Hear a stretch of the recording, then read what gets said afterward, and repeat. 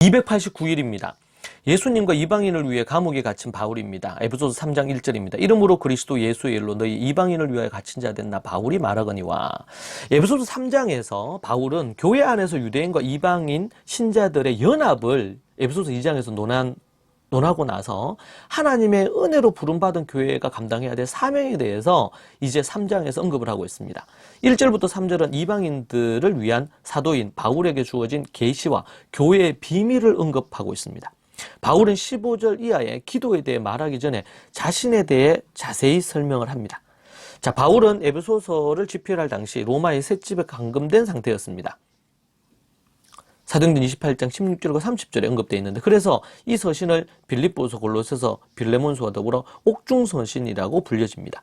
바울은 이방인을 위해 갇혔습니다. 그리스도 예수의 일 때문에 갇혔다고 그렇게 말하고 있습니다.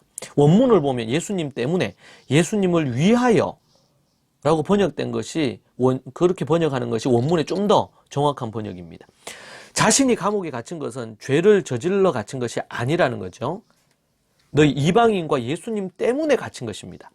자신이 비록 로마 가이사의 죄수로 갇혔지만 수치스럽게 여기거나 멸시받을 일이 아님을 강조합니다.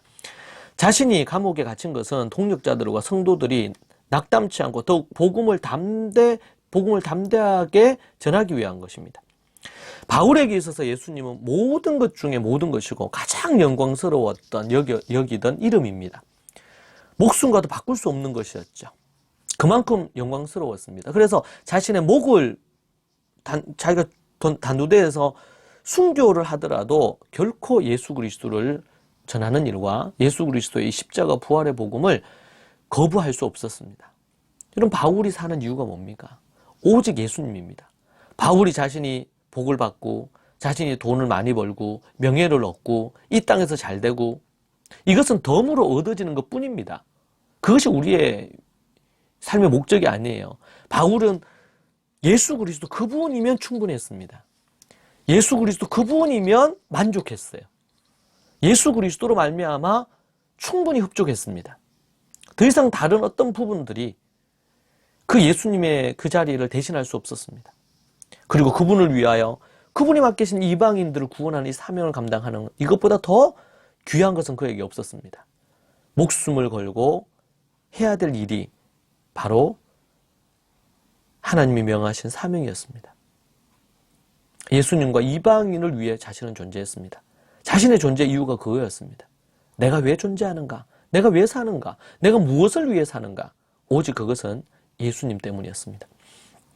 바울은 그리스도 예수님 때문에 이방인을 위해서 감옥에 갇히는 것도 두려워하지 않았습니다.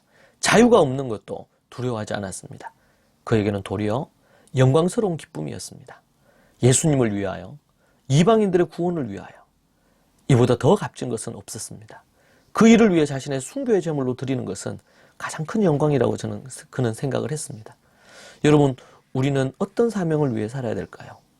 바울의 이 모습은 예수님을 위한 사명, 그리고 복음 전도자로서의 사명, 복음을 전하고 가르치고 말씀을 가르치는 이 사명, 이것이 우리의 존재 이유라는 사실을 기억하시기 바랍니다. 이것은 목사나 선교사들을 위한 사명이 아닙니다. 오직 예수 그리스도로 거듭나 제자가 된 사람들, 예수님으로 거듭나 구원받은 사람들, 그들에게 주어진 사명입니다. 여러분의 사명을 결코 잊지 마십시오. 그리고 그것을 위해 자신의 목숨을 거십시오. 오늘은 여기까지입니다.